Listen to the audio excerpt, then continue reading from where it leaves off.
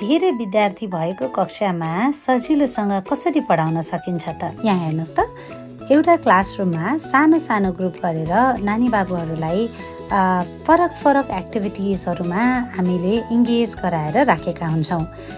यो कक्षामा हजुरले विभिन्न खालको 4वटा ग्रुप देख्न सक्नुहुन्छ भने यहाँनिर एउटा टिचरले नानी बाबुहरूलाई गाइड गरिरहनु भएको छ, यहाँनिर नानी बाबुहरू आफै मिलेर खेलिरहनु भएको छ, अर्को ठाउँमा पनि उहाँहरू त्यस्तै गरेर खेलिरहनु भएको छ भने यहाँनिर फेरि टिचरले उहाँहरूलाई लेखाउनु पर्ने कामहरूलाई गर्दै हुनुहुन्छ। सो यसरी चाहिँ नि स्मल ग्रुप टिचिङमा हामीले हाम्रो नानी बाबुहरूलाई कक्षा कोठामा पढाउन सक्छौँ।